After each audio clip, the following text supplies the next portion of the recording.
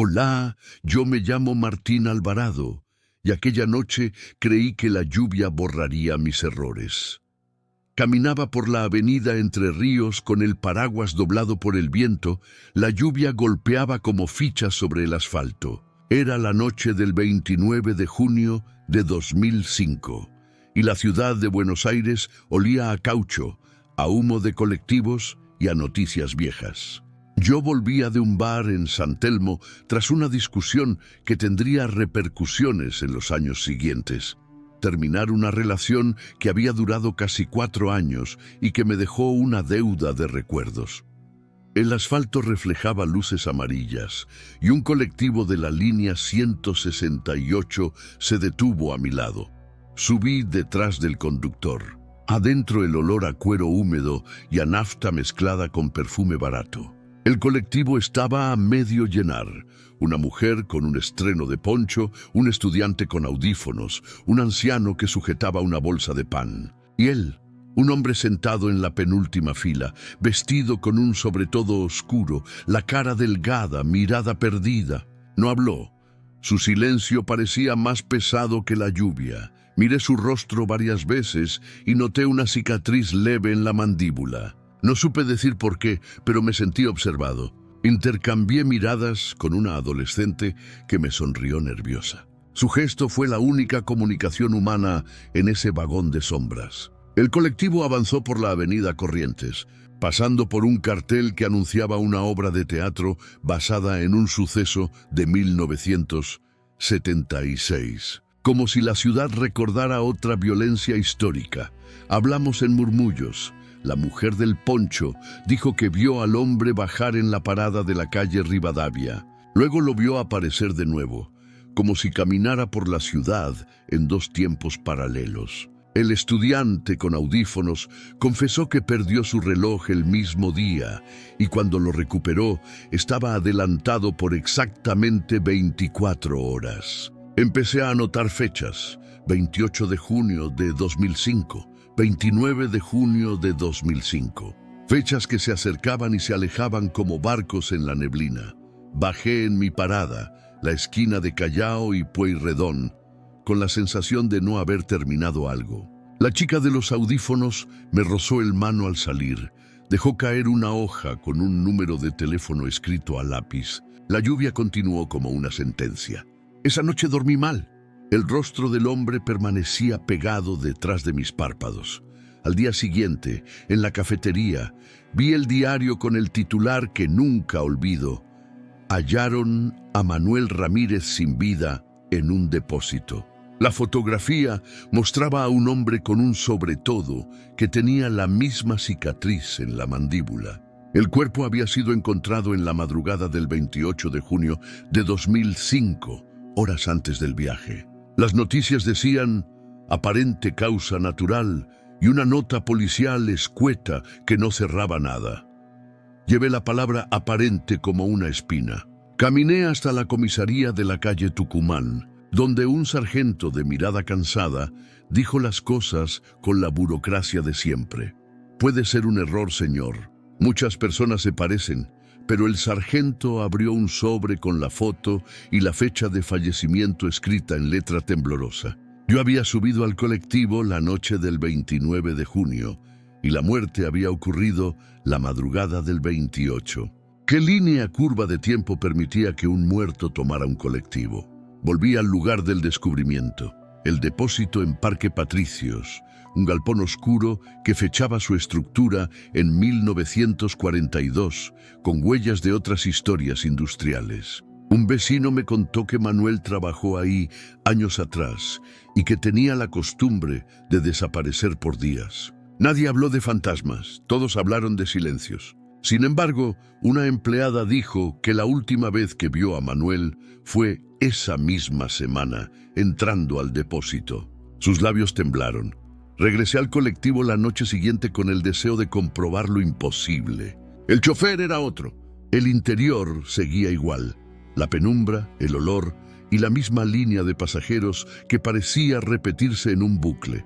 Busqué la penúltima fila con desesperación y encontré un abrigo colgado, vacío. En el bolsillo, una entrada de teatro fechada el 18 de agosto de 1999 y una fotografía, un hombre joven abrazando a una niña en la costanera, con la leyenda al reverso: para que no te olvides. Al mirar la foto, sentí un frío que me recorrió la nuca. Detrás del vidrio empañado del colectivo, la avenida se reflejaba como una cinta, y en ese reflejo, una imagen imposible: el rostro del hombre, pero más joven, y detrás de él, pegada a su espalda, una figura pequeña que me resultó extrañamente familiar. Antes de que pudiera apartar la vista, alguien tocó mi hombro. Una voz lejana, mi propio nombre pronunciado como si viniera de la boca de alguien que ya había muerto. La voz que dijo mi nombre no pertenecía a nadie junto a mí. Al girarme, la fila de asientos estaba llena de sombras. Rostros conocidos, desconocidos y una muchacha con trenzas que me miraba sin pestañear. Sentí que mi pulso era un tambor en la lluvia. En aquel momento, la ciudad parecía un mapa de distritos donde las líneas del tiempo se cruzaban. Recordé que mi abuelo había nacido el 1 de enero de 1932 en Salta, que había huido antes de la guerra de la que nadie hablaba en casa. Los silencios de mi familia empezaron a cobrar sentido. Esa semana comencé a recabar testimonios. La mujer del poncho me dijo que vio al hombre bajar en la parada de la calle Rivadavia. Luego lo vio aparecer de nuevo, como si caminara por la ciudad en dos tiempos paralelos. El estudiante con audífonos confesó que perdió su reloj el mismo día y cuando lo recuperó estaba adelantado por exactamente 24 horas. Empecé a anotar fechas: 28 de junio de 2005, 29 de junio de 2005. Fechas que se acercaban y se alejaban como barcos en la neblina. En la Biblioteca Nacional, entre libros con lomo desgastado fechados en 1920 y en 1950, encontré referencia a un caso similar ocurrido en la década de 1963. Un artículo hablaba de un pasajero que apareció en un colectivo a las 3 de la madrugada después de que su muerte fuera confirmada horas antes. El periodista concluía con una pregunta: ¿qué pasa en las noches porteñas que revive lo que ya no existe? La tinta parecía temblar. Entrevisté a un inspector jubilado, don Alberto, quien trabajó en casos extraños durante la presidencia de Raúl Alfonsín en los años de la transición de 1983 a 1989. Habló de la policía como un organismo que trata de ordenar lo que no tiene forma. Me mostró un dossier con recortes amarillentos donde se mencionaba un fenómeno: coincidencias temporales, que los hombres de ley no podían explicar. En el margen, con letra apurada, estaba escrito: no contar a la prensa. Mientras reunía papeles, mi vida personal se deshizo como una colonia en agua. Los amigos empezaron a verme con desconfianza. Mi teléfono sonaba con menos frecuencia. La novia que dejé volvió con llamadas que no contesté. En mi trabajo, un proyecto que había sido mi orgullo, una restauración en un teatro de la Boca que había sido inaugurado el 10 de octubre de 1991, quedó en pausa. Parecía que cada intento de normalidad era empujado por alguna mano invisible hacia un abismo de noticias antiguas. Una madrugada, la adolescente de la que había recogido el número me llamó. «Anoche soñé con la estación de 11», dijo con voz temblorosa. Su sueño era exacto. El hombre del sobretodo sentado en una banca, una radio antigua sonando tangos de 1944. Ella añadió algo que me heló: «Tu cara estaba en su bolsillo». No era el tipo de confesión que uno espera de una extraña. Empecé a creer que el fenómeno no era local, sino contagioso. En la comisaría, un oficial me entregó una autorización para ver el acta de defunción de Manuel. La firma tenía un nombre que reconocí: un juez que había instruido varios casos de violencia en la década de 1997. La fecha de muerte, escrita con firmeza, decía 28 de junio de 2005, pero en el reverso del acta alguien había pegado una nota: Verificar testimonios de transporte público. Posible superposición. La nota fue tachada con un trazo que no dejaba dudas de que alguien quiso ocultarla. Un fotógrafo de barrio me mostró una imagen. El colectivo detenido en la lluvia, tomada por cámara de seguridad en la esquina de Corrientes y Callao. En una de las ventanas, la sombra del hombre aparece, pero en otra foto tomada 2 horas antes, la misma sombra está en el depósito donde luego sería hallado el cuerpo. Las fotografías eran como pruebas de un espejo que refleja 2 lugares a la vez. Comprendí que la ciudad tenía costuras que podía ver si sabía dónde mirar. Comencé a seguir la ruta de la línea 168 como un peregrino de un misterio. Marqué las paradas en un mapa con tinta roja. San Telmo, Retiro, Congreso. Cada punto tenía un testigo. Un colectivero retirado recordó haber visto pasajeros que se desvanecían entre el número de pasajeros habituales y contaba la anécdota como quien relata una aparición de antaño, con pavor y asombro mezclados. Las fechas que recité en voz alta parecían convocar ecos. 28. Una madrugada en la sala de espera de la estación, una mujer mayor me entregó un sobre sin decir palabra. Dentro había una carta escrita con caligrafía temblorosa. Si quiere respuestas, vaya a la estación de Constitución en la fecha en que mi hijo no llegó a su casa. La carta cerraba con una anotación en tinta negra, 29 de junio. Al levantar la vista vi un póster envejecido donde se anunciaba un espectáculo. La Noche de los Muertos en Retiro, 29 de junio. El cartel tenía la fecha perfecta. En el borde del póster, alguien había pegado una foto mía. La fotografía pegada al póster mostraba el interior del colectivo en la noche de la lluvia. Me reconocí en la esquina derecha de la imagen. Mi abrigo, mi mano sosteniendo el bolso. Y al centro, el hombre del sobre todo, con la misma cicatriz en la mandíbula. Al lado, apenas perceptible, la figura de la niña que vi en el reflejo. Mi nombre estaba garabateado en la solapa. Como si alguien quisiera nombrarme para protegerse, investigué el origen de esa foto. Me condujo a un laboratorio fotográfico en Almagro, fundado en 1947 por un inmigrante español. El dueño, un hombre delgado llamado Julián, recordó haber revelado rollos de la policía décadas atrás. Las cámaras a veces guardan secretos que las personas no ven, dijo. Entre los negativos apareció otra imagen, el hombre del sobre todo parado en la vereda frente al depósito y en su mano una muñeca con vestido viejo. La muñeca fue una pista inquietante. Visité una tienda de antigüedades en el barrio de La Boca, donde me hablaron de una niña desaparecida en 1978, cuya familia aún pegaba carteles. La historia había sido un rumor durante años. Desapareció la noche del 9 de noviembre y nunca hubo responsables. La muñeca del negativo tenía el mismo vestido que uno de los carteles antiguos. Las fechas, mezcladas, formaban una tela de araña. En la búsqueda me topé con una nota de archivo, caso sin cierre, posible asociación de apariciones con rutas nocturnas. El expediente mencionaba la estación de Constitución y una referencia a un vagón incendiado en 1972. Los papeles hablaban de humo, de pilares de hierro y de una explosión que quemó memorias. La ciudad seguía guardando heridas que se volvían brújulas para lo inexplicable. Mi propia familia empezó a mostrar grietas. Llamadas anónimas a mi casa mencionaban mi nombre y una pregunta: ¿recuerdas la nena de la foto?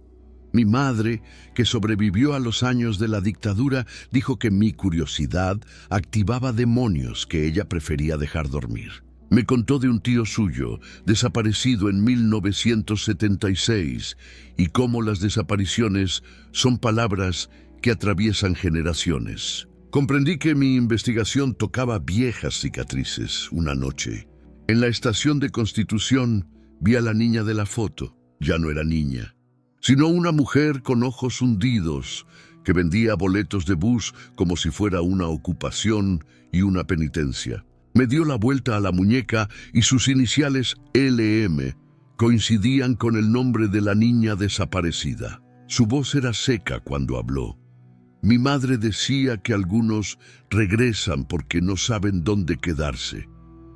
Me invitó a entrar en un pasillo debajo de la estación que olía a humedad y a tiempo guardado.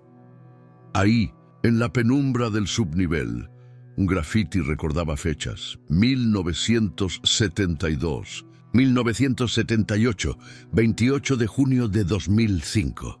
La mujer explicó que las almas en su familia eran como reses arrastradas por corrientes de aire. Sus ojos se clavaron en mí. No todo muerto camina. Algunos viajan. No supe si hablaba metafóricamente. Sentí que mi propio cuerpo podía ser un pasaporte. Al salir, la estación estaba más viva que nunca. Vendedores, viajeros, un coro de anuncios. Tomé un tren de regreso y noté que en el vagón, pegado al cristal, había un papel con una dirección: Lavalle 83, piso tercero. Esa dirección aparecía en otra foto dentro de los negativos. Una casa de fachada azul donde, según un recorte policial, vivió un colectivero en 1992 que fue testigo de apariciones. Decidí ir esa misma tarde. La casa estaba cerrada con llave y el timbre devolvía un sonido hueco.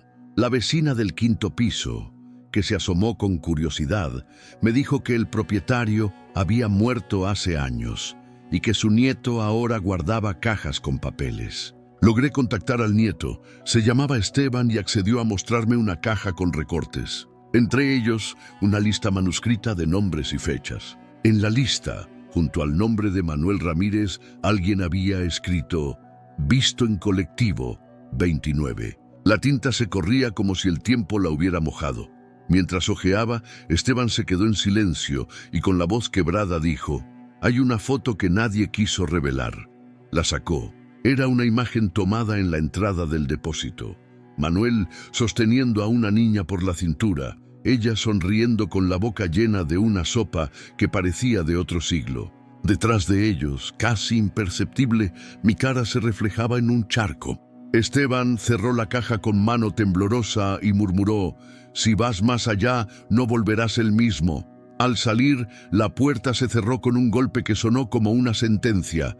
Después de la caja, todo se volvió un eco. Empecé a recibir llamadas con números que no respondían. Cada vez que descolgaba, escuchaba un murmullo que parecía cantar una fecha: 28, y luego silencio. Busqué ayuda en colegas periodistas que trabajaban en sucesos extraños durante la década de 1998 y me dijeron que la ciudad se había acostumbrado a lo inexplicable. Un editor viejo me advirtió: lo que cuenta la gente no siempre merece la tinta, pero a veces la tinta te arrastra a la gente que no quiere hablar. En un bar de Barracas, donde los parroquianos hablaban en susurros, un colectivero retirado me contó que en el invierno de 1986 hubo una racha de pasajeros que juraban haber visto a sus muertos sentados a su lado. Se llamaba la temporada de los regresos, dijo, y golpeó la mesa con un gesto que dejó caer una moneda. Sus palabras tenían la pesadez de quien carga memoria colectiva. Entendí que no estaba solo. Comencé a recopilar relatos de distintas provincias. Un hombre en Mendoza dijo que el pasajero volvió, pero no pudo bajar. Otro, en Montevideo, contó de un tren que transportó un coro de voces sin cuerpos. Las noticias en Buenos Aires habían sido fragmentos, pero en conjunto revelaban un patrón: rutas nocturnas que cruzaban con muertes recientes. Las fechas en los relatos, escritas con voces de pueblo, parecían coincidir en una malla invisible.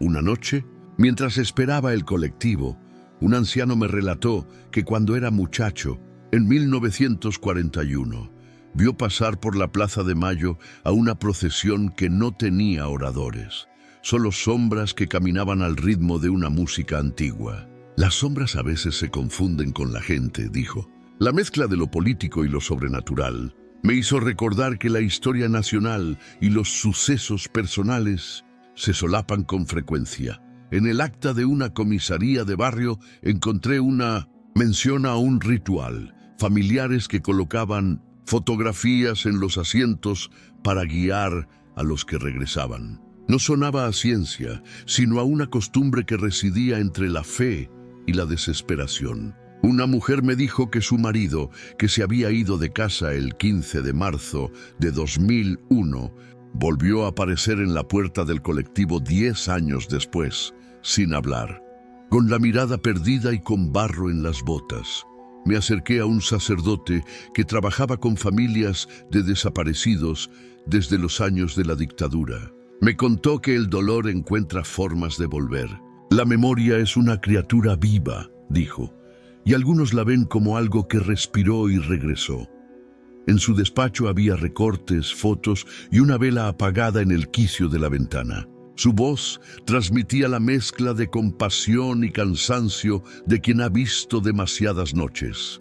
A medida que escarbaba, las fechas y los nombres se incorporaban a mi propia línea temporal. Empecé a notar que ciertos lugares repetían su rol. El depósito, la estación de Constitución, la esquina de Corrientes y Callao. Esos puntos parecían nodos de una red. Una estudiosa de folclore urbano me habló de lugares de paso, que actúan como puertas entre lo que fue y lo que sucede. Su conclusión fue simple y terrible. En la ciudad de los vivos hay puertas mal cerradas. Decidí volver al depósito una madrugada, acompañado por la mujer que vendía boletos, la hija de la niña desaparecida. Caminamos entre camiones y contenedores, olía a aceite y humedad. Dentro, en un rincón cubierto de polvo, hallamos una caja con pertenencias de Manuel. La muñeca, una medalla con la imagen de San Cristóbal, fechada en 1965, y un cuaderno con nombres y fechas escritos en tinta roja. Uno de esos nombres era el mío, con una fecha junto a él, 29 de junio de 2005. La aparición de mi nombre me rompió. La mujer me miró con ojos húmedos y dijo: «A veces las personas se escriben en cuadernos para no perderse». Tomé el cuaderno y en la última página alguien había pegado un recorte de diario que hablaba de coincidencias imposibles en transporte nocturno. Y al pie, con letra apretada: «No es coincidencia». Sentí que estaba dentro de un engranaje que me había elegido. Al salir del depósito, la mujer señaló al cielo. Una nube tenía la forma de un rostro y la luna proyectava una luz que parecía una lámpara de teatro. En el borde de la medalla había unas letras diminutas, una dirección: Lavalle 83, piso 3, la misma dirección que había visitado. Abrí la mano y vi que, como si fuera una broma del destino, había otra foto doblada. Una imagen de mi madre cuando era joven, tomada el día 23 de abril de 1970. Lo que nadie sabía: esa foto la había perdido mi madre hacía décadas. Al doblarla, una sombra cruzó el umbral del depósito y la puerta se cerró detrás de nosotros con un golpe seco. La foto de mi madre en el cuaderno era imposible. Ella había vivido en Salta hasta que se mudó a Buenos Aires en 1988. Ninguna imagen suya había salido fuera de la casa familiar. Empecé a rastrear cómo pudo haber llegado hasta allí. Revisé cajones antiguos en la casa de mi madre y encontré un sobre con recortes de prensa de 1976. Había un artículo sobre desapariciones en el norte y una nota que hablaba de seres que regresan en sueños. Cuando confronté a mi madre, su rostro cambió. Me habló de su hermano, desaparecido en 1977, y de cómo la familia guardó silencio para protegerse. Me contó que mi abuelo solía decir que los muertos no se van del todo, a veces toman prestado el viaje de otro. Era una frase que mi madre había repetido como consuelo en noches de tormenta. Comprendí que la tradición oral y el mito familiar habían preparado el terreno para lo que estaba viviendo. Llegué a conocer a más familias con historias similares. En Rosario Una mujer me mostró un álbum donde cada fotografía tenía una persona que no debería estar.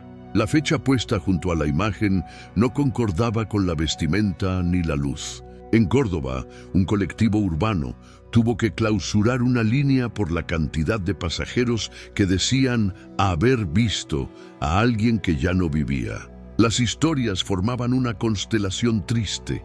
Cada testigo era una estrella temblorosa. Empecé a sentir que la ciudad me miraba desde dentro. Los nombres en el cuaderno, mi nombre incluido, parecían una lista de espera. Investigando el origen del cuaderno, descubrí que perteneció a un empleado municipal que, según documentos de archivo, había sido depositario de notas de trabajadores desde 1959.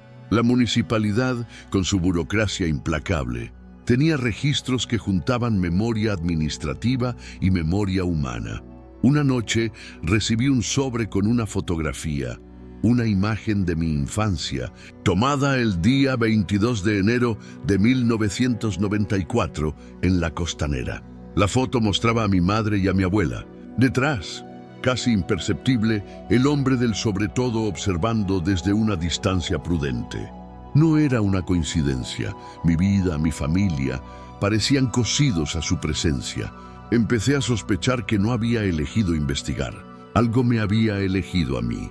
El investigador privado al que recurrí parecía acostumbrado a curiosos sobrenaturales. Me dio una pista sobre una sociedad secreta de colectiveros que en la década de 1970 se reunía para contar historias de pasajeros imposibles. No es una sociedad con ritos, dijo, es una hermandad de memoria. Entre sus papeles hallé un mapa con anotaciones, puntos de retorno, exactos, como si alguien hubiera marcado puertas en el territorio urbano. Mientras más me acercaba, más mi vida personal se resquebrajaba. Amigos dejaron de invitarme a cenar. El trabajo me pidió explicaciones por mis ausencias. En el trabajo, el proyecto del teatro fue reanudado por otro equipo y mi nombre desapareció de la nómina. La soledad se volvió un compañero constante. Comprendí que la línea entre búsqueda y obsesión es fina y que algunas puertas que abres te exigen un precio. Una noche, en un café de retiro, una mujer mayor me dijo que las almas vuelven a buscar algo que abandonaron. Ella mencionó fechas con la calma de quien había visto mucho. 1972, 1978, 2005. Me habló de un colectivo específico, el 168, que muchas veces había servido como corredor entre vidas. Su mirada me atravesó cuando dijo: ese autobús no es un transporte, es una costura. Fui al taller donde el colectivo había sido reparado recientemente. Un mecánico llamado Héctor me contó que encontraba restos de tela vieja y barro en el compartimiento trasero, cosas que no pertenecían a la era moderna. Una vez hallamos un botón de camisa que databa de 1933, dijo. En su taller, una pizarra tenía una lista de objetos encontrados en la línea. Una medalla, una muñeca, una fotografía con fecha desconocida. Cada objeto era un testimonio silencioso. Al volver a mi casa encontré la puerta entreabierta. En la mesa del comedor, una carta con letra que no reconocí. No busques más en las cosas. Mira a las personas. Firmaba LM. Las iniciales pertenecían a la mujer que vendía boletos, la que había sido la niña de la foto. Al abrir el sobre, cayó una fotografía nueva. Era una imagen de mi escritorio tomada desde un ángulo imposible, con mi propia mano aún extendida sobre el papel. En la esquina, con tinta roja, alguien había escrito una fecha futura, 29 de junio de 2021. Esa fecha futura me clavó una alarma. 29 de junio de 2021, una marca que parecía un ultimátum. La noté en la agenda, en mi piel, en los ojos de la gente. Empecé a planear como quien organiza una despedida. Hice compras pequeñas, arreglé papeles, llamé a mi hermana para contarle que quizá debía ausentarme. Cada gesto era una preparación para un hecho que no entendía. Busqué en archivos de prensa de 2022 y encontré referencias a fenómenos incómodos en transportes públicos que la policía trató como casos aislados. Las notas citaban testimonios de pasajeros de Buenos Aires, Montevideo y Santiago de Chile. Las fechas en esos artículos resonaban con las que yo había recopilado y decían algo que, en voz alta, sonaba ridículo. Concentración de anomalías alrededor de 29 de junio. ¿Qué era esa fecha? ¿Por qué se repetía? Un historiador local me habló de festivales y manifestaciones que tuvieron lugar el 29 de junio a lo largo de la historia de la ciudad. Eran noches en que la gente salía a la calle y las fronteras entre el ritual colectivo y la memoria personal se desdibujaban. Mencionó que en 1935 hubo una huelga de tranvías que terminó en una confrontación frente al Congreso. Las ciudades recuerdan a través de sus celebraciones y sus catástrofes, dijo.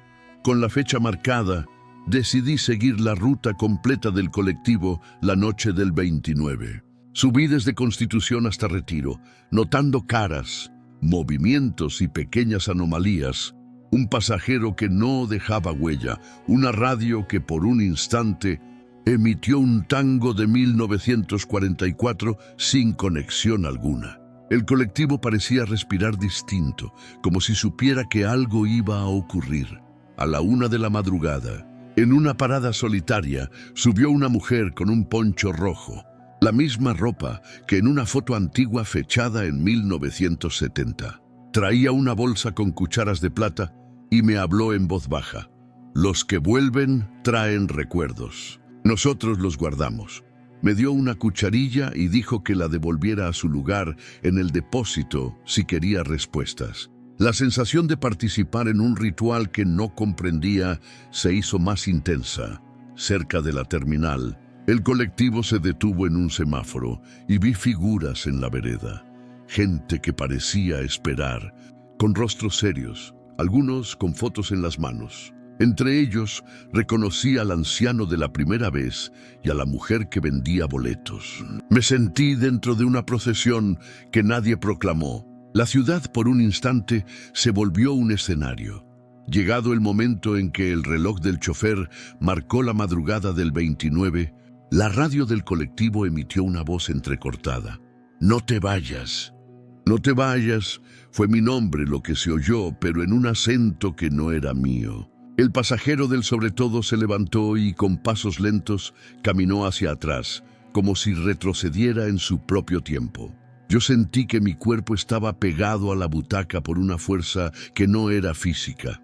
En la parada última, donde la noche se espesaba, la figura del hombre desapareció de repente. Un murmullo recorrió el pasaje como un viento. Todos atestiguaron el hecho con la misma mirada. No había vacío, sino ausencia marcada por un frío que el colectivo no conseguía calentar. Cuando nos bajamos, en el asfalto quedó una huella indistinta, como si algo hubiera rozado la tierra sin dejar forma. Al día siguiente, la prensa relativizó lo ocurrido. Testimonios discordantes sobre pasajero fantasma en línea 168. Los editores intentaron convertir el hecho en risa o en nota corta. Pero para mí, la noche había sido una confirmación cruel. El fenómeno existía y se repetía en fechas que parecían atesorar la memoria húmeda de la ciudad. Las piezas juntaban su música. En mi buzón apareció un paquete sin remitente. Dentro, una llave antigua con una etiqueta. Depósito, puerta 6. En la tarjeta, apenas legible, una frase. Cuando la fecha vuelva, la puerta abrirá.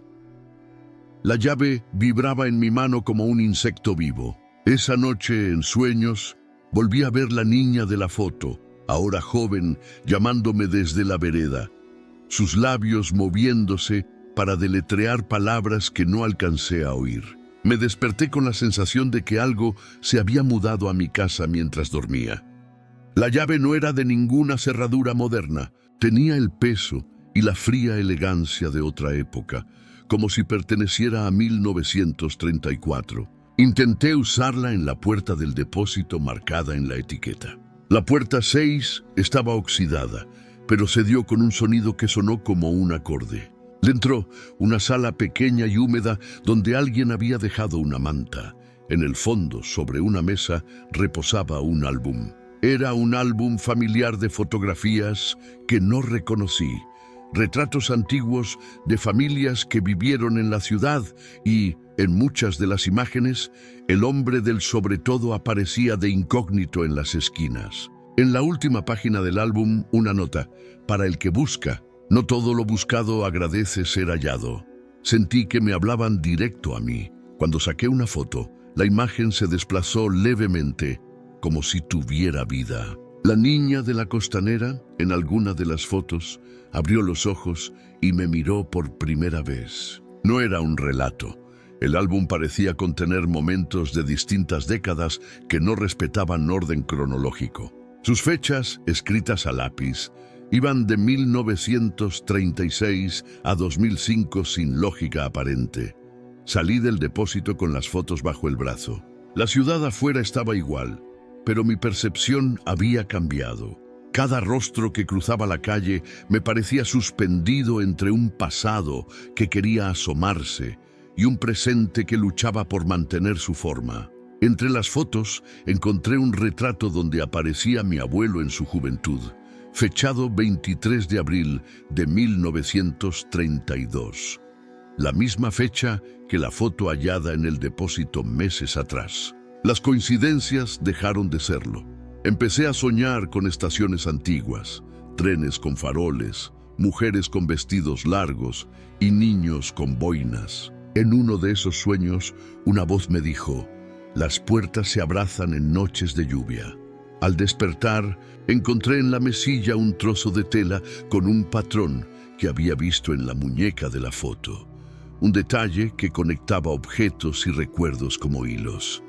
Hablé con una antropóloga que estudia ritos urbanos. Me explicó que las ciudades conservan capas de rituales populares y en noches claves esas capas pueden solaparse.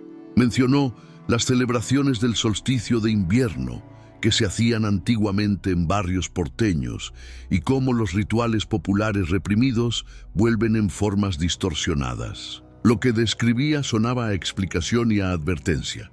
Decidí no contar a mi madre los detalles de la llave ni del álbum. Su quietud era un refugio que no quería perturbar. No obstante, en una conversación trivial sobre un viejo mueble, mencionó de manera casual que mi abuelo guardaba una llave similar en un cajón de su habitación.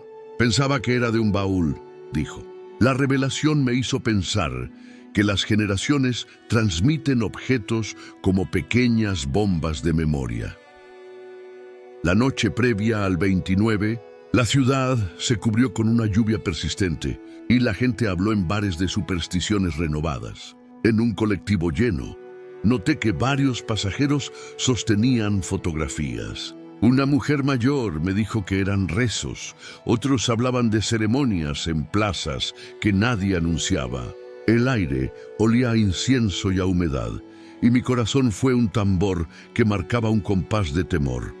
En el depósito, esa noche la puerta 6 pareció abrirse sola ante mí. Adentro, las luces se encendieron como si alguien las tocara.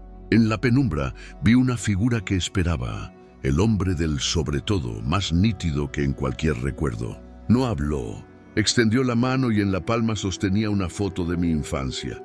Yo supe que no era yo el que preguntaba por qué. Era él quien esperaba una respuesta. Antes de poder acercarme, la figura levantó la foto y la tiró al piso. Al mirarla, vi detrás de mi propio reflejo en la imagen un nombre escrito con lápiz: Martín, 29.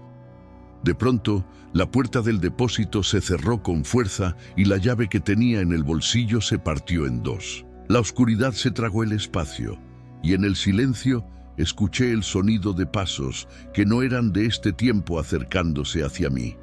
La fractura de la llave fue una herida literal.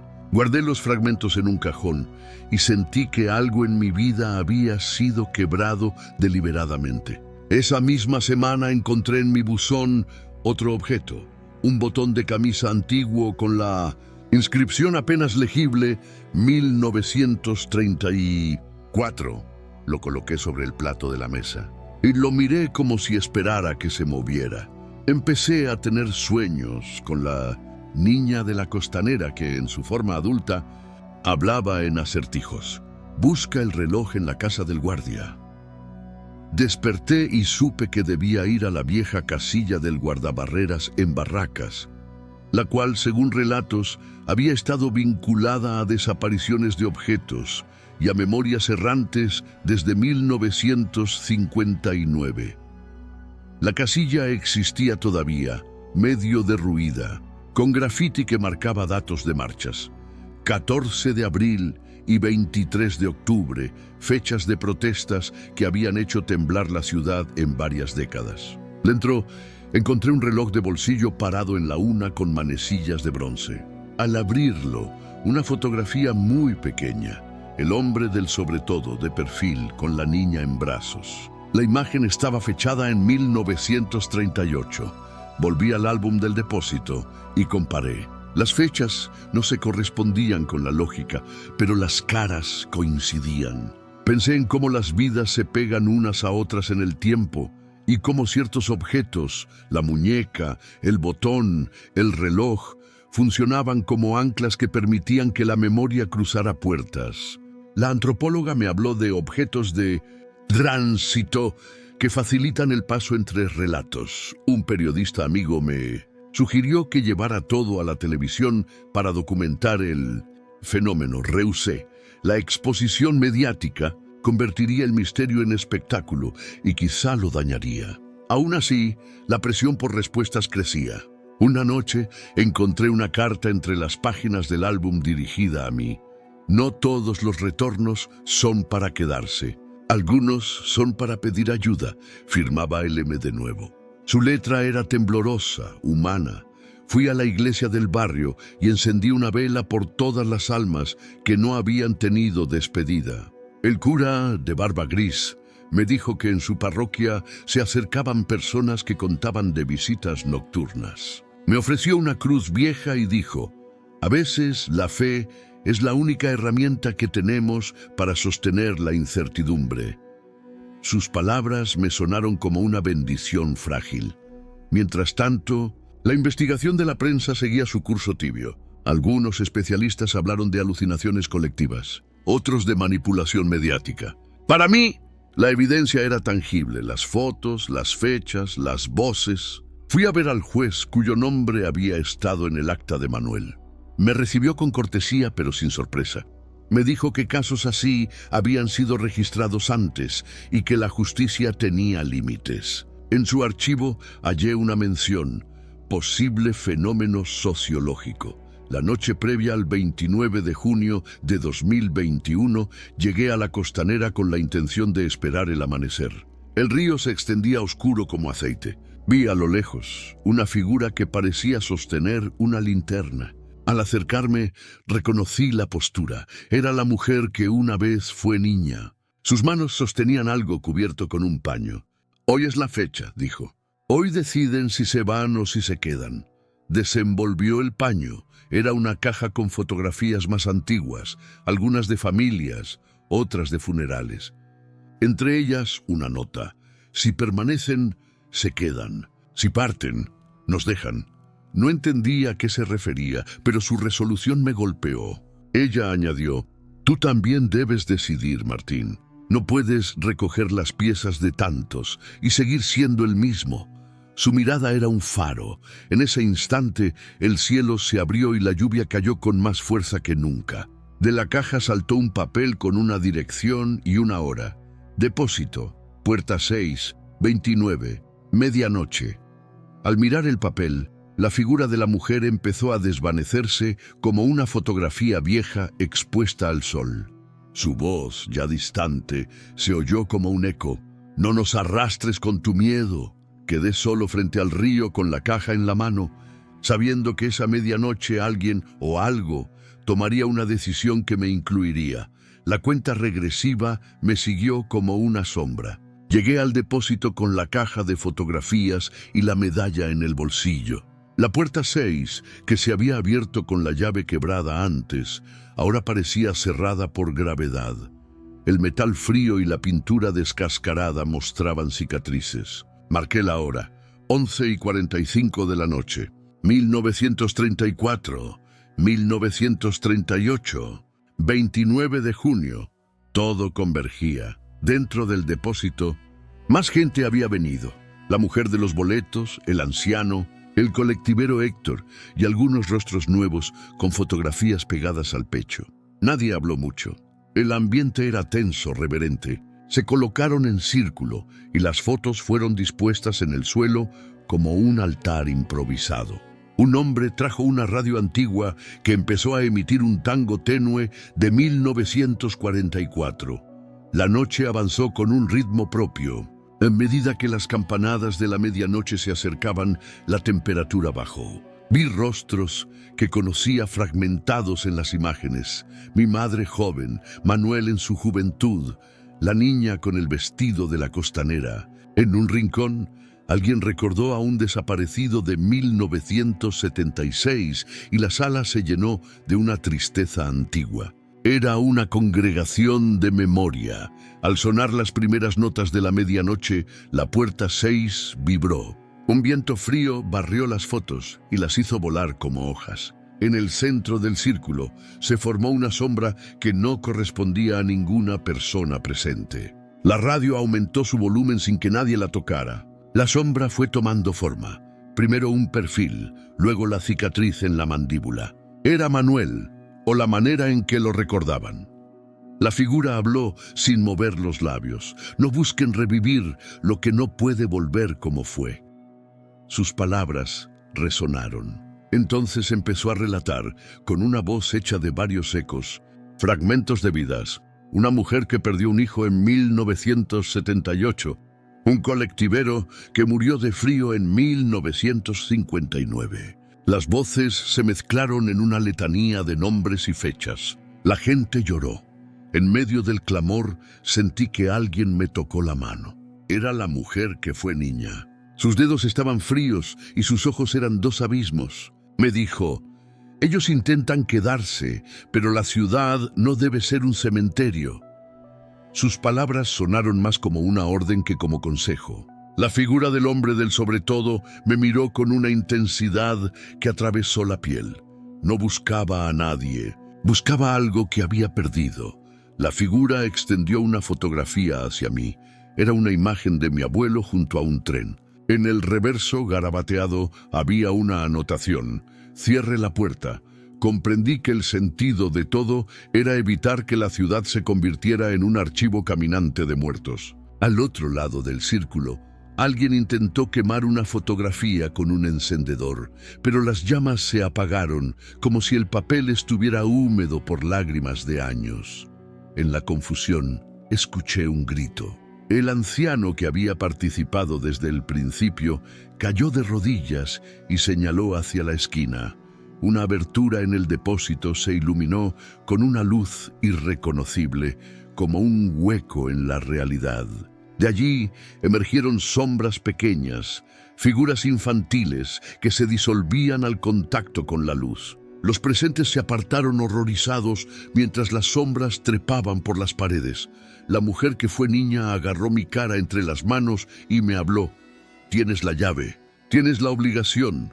Me dio los pedazos quebrados de la llave que ya no servían. No es la llave física, dijo, es la decisión.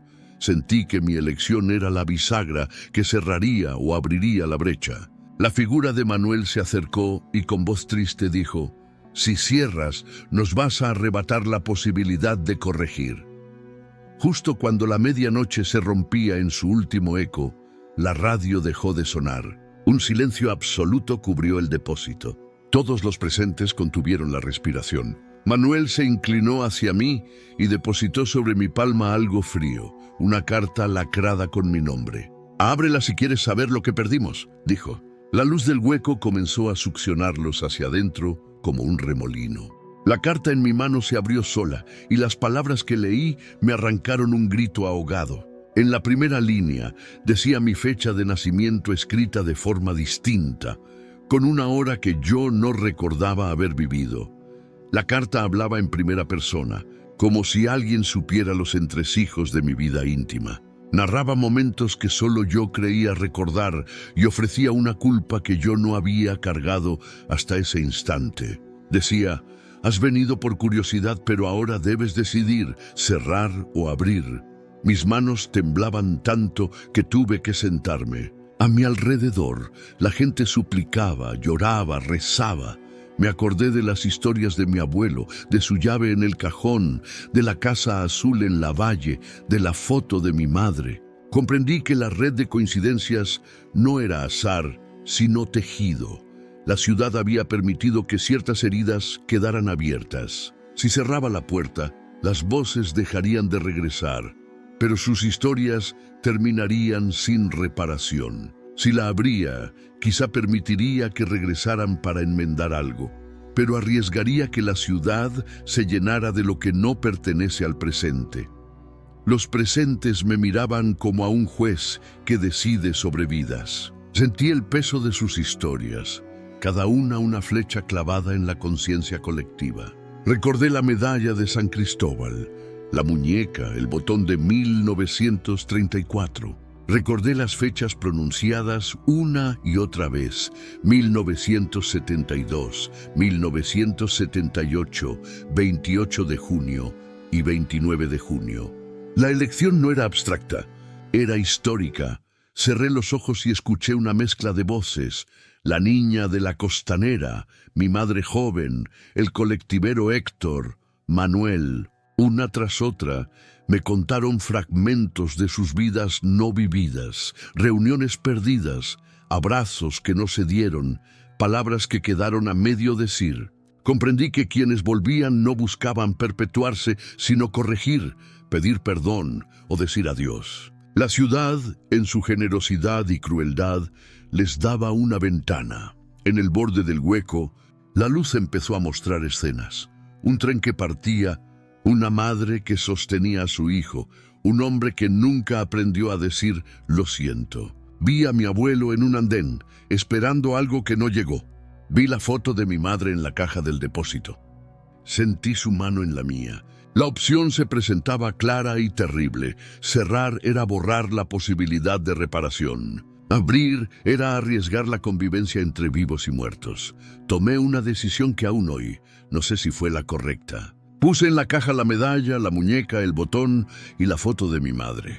Los objetos eran símbolos, pero también ofrendas. Me dije a mí mismo que no debía ser juez del retorno o de la partida, sino custodio de la memoria. Decidí sellar, no destruir. La mujer de los boletos me miró con aprobación y una lágrima rodó por su mejilla. Con manos temblorosas, coloqué las fotos encima de la caja y la cerré. La radio empezó a emitir una melodía lenta y dolorosa. La sombra de Manuel se acercó y, sin tocar, rozó los bordes de la caja como si la estuviera leyendo. Sus labios, apenas un susurro, dijeron «gracias». Un viento, como un suspiro colectivo, pasó por el depósito. Algo se movió en el hueco. Sombras que volvieron a su forma, que se desvanecieron en el aire. La puerta 6 se abrió de par en par, como si una mano inmensa hubiera empujado. Afuera, la lluvia había cesado. La gente salió en silencio, con la sensación de que la ciudad había recuperado algo y perdido otra. En la calle, las primeras luces del amanecer empezaban a dibujar las fachadas, y vi a la mujer, que fue niña, desaparecer entre la muchedumbre como una actriz tras el telón. Los días siguientes, la ciudad volvió a su ritmo habitual, pero con una diferencia leve. En los colectivos ya nadie mencionaba fantasmas, aunque algunos, en voz baja, confesaban haber sentido la presencia de un pasajero en la penúltima fila. La prensa publicó notas que se dispersaron en un fin de semana, y la historia volvió a los archivos amarillentos. Para mí, sin embargo, nada volvió a ser igual. Pasaron meses. Encontré paz en la rutina, pero a veces, por la noche, siento un peso en el bolsillo, un botón frío, la textura de una fotografía. Una mañana, al limpiar el cajón donde guardé los fragmentos de la llave, hallé una carta que no había visto antes. Estaba escrita con la misma letra temblorosa: gracias por cerrar y por dejar un resquicio. Al leer la última línea, mi sangre se detuvo. Nos veremos en la fecha que no has imaginado, 29 de junio de 2045. Debajo, una rúbrica que no pude identificar. Cerré los ojos y escuché, a lo lejos, el rumor de un colectivo que avanzaba por la avenida Corrientes en una noche de lluvia. Esta fue otra historia impactante de nuestro canal Relatos Prohibidos. La vida nos enseña que a veces la verdad se esconde en los lugares más oscuros y que incluso el miedo puede revelar una lección. Cada relato que escuchas aquí está inspirado en hechos reales, en experiencias de personas que vivieron lo inexplicable y encontraron fuerza en medio del terror. Si esta historia te estremeció o te hizo reflexionar, cuéntanos en los comentarios qué habrías hecho tú en esta situación. Tu opinión nos importa. No olvides suscribirte y activar la campanita para no perderte nuestros próximos videos llenos de misterio, suspense y emociones intensas. Cada semana te esperamos con nuevas historias de secretos, traiciones, desapariciones y verdades que el tiempo intentó ocultar. Comparte este video con alguien que disfrute de los enigmas de la vida. Y recuerda, no todas las puertas deberían abrirse, pero algunas revelan lo que más necesitamos ver. Hasta el próximo video. Si te atreves a escucharlo,